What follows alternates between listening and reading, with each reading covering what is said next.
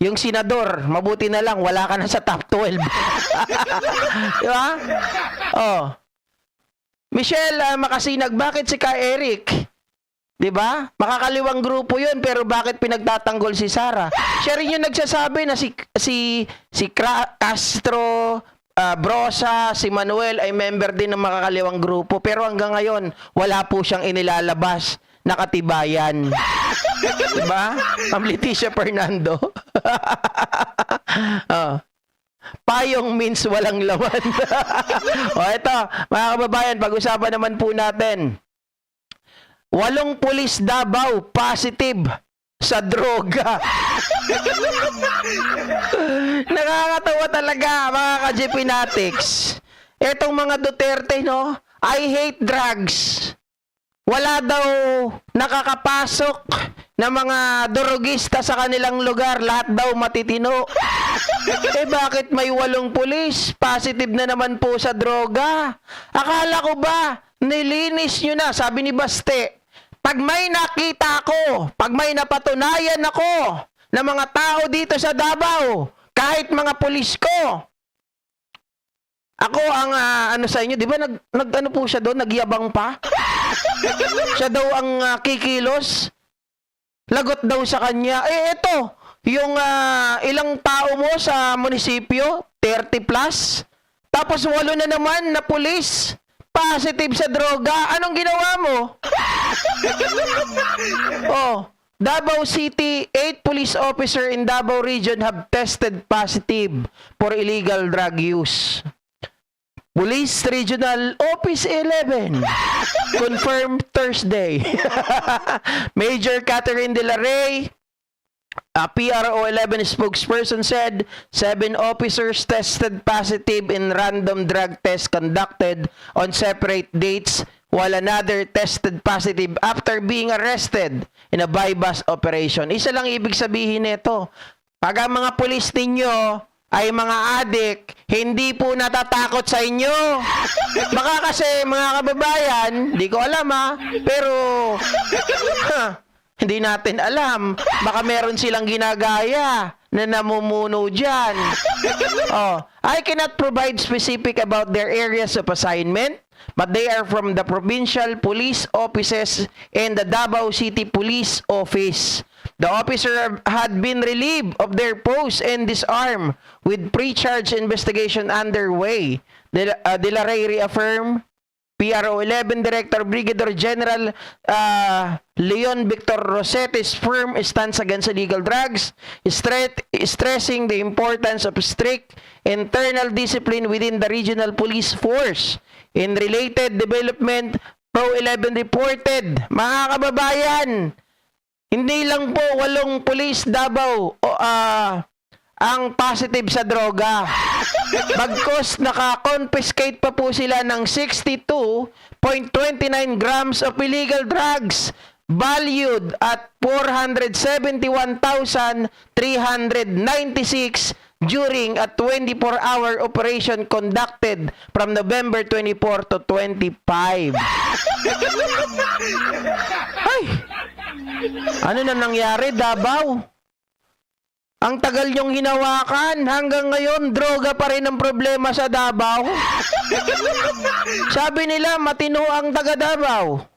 Sabi nila, wala nang droga sa Davao. Eh dito nyo mapapatunayan, mga kababayan, na yung lahat ng mga statement ng mga leader ng nandyan sa Davao, lalo na yung mga Duterte, I'll be specific to those leader, yung mga leader ng Davao, ng mga Duterte. Sabi ni Sara Duterte noon, Mr. President, isa lang mapagmamalaki ko sa'yo. Dito sa Davao, walang insurgency. Malinis dito.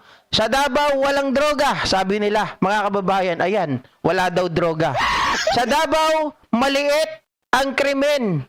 Yung pala, noon nalaman natin na yung krimen may 2 logbook. Yung krimen, mga kababayan, ay hindi po nila ipinamamalita. Ang pinamamalita lang nila yung konting volume ng krimen para sila po ay sikat.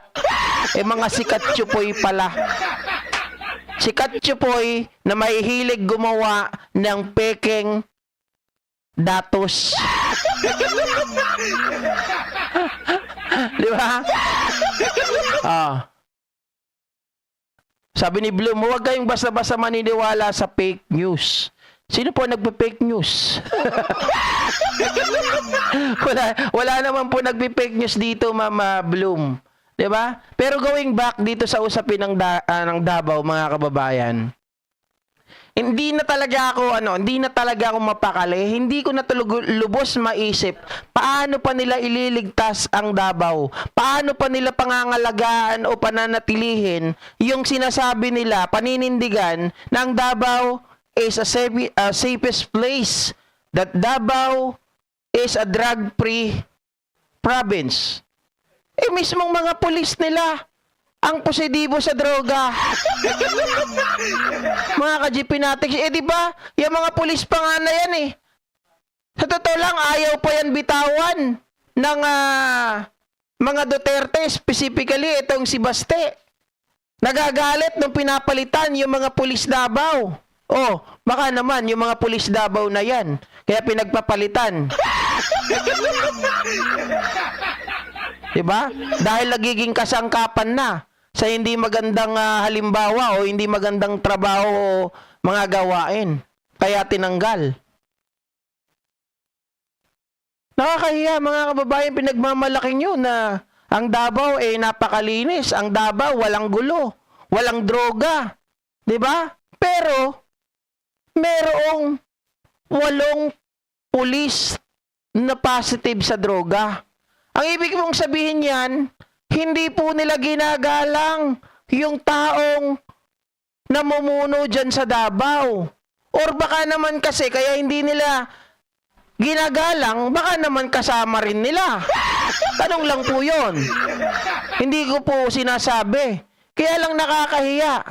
Diba kung wala pong random drug testing na isinagawa, malalaman ba nila yan? Malalaman ba ng taong bayan? Wala.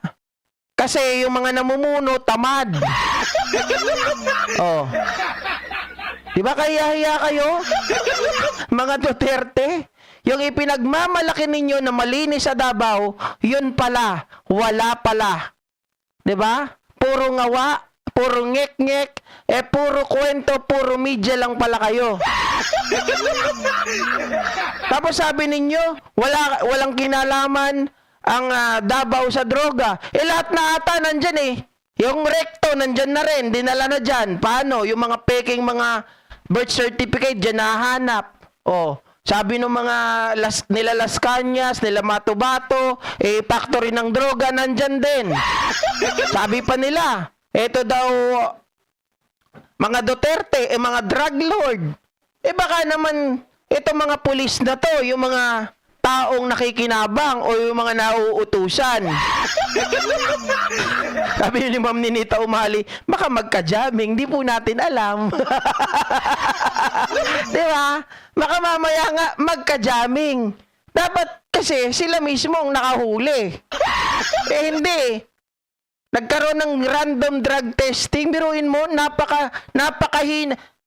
Yan ba yung sinasabi nila, mga kababayan? Di ba ang laki po ng confidential funds ng Davao? Oo, GP, wala namang confidential funds. Anong wala? May confidential funds po ang mga mayor. Di ba? Malaki nga dyan sa Davao. Every year, 460 million eh. Tapos, napakahina man ang intelligence nyo, ng mga tao nyo, kung hindi man lang nalalaman, hindi man lang nakikita na yung mga pulis dyan ay gumagamit na pala mga dorogista. Di ba? Baka mamaya yung mga pulis na yan, sila din yung nagpapakalat pa ng droga dyan sa Davao. Di ba? Oh. Kasi itong mga taong to, alam nyo, mga pulis yan. Kung wala po yan nag-uutos sa kanila at wala po yan basbas at wala pong protector. Ito ba? Kung walang protector yan, hindi po yan maglalakas ng loob na magsagawa ng maruming gawain sa isang lugar. So, ibig sabihin, kampante sila na walang makakasukol sa kanila. nagkataon, may random drug testing. Boom, sa pool. Di ba? Mga kababayan? Sabi ni Brad, Davao is the safest place for all criminals. Di ba?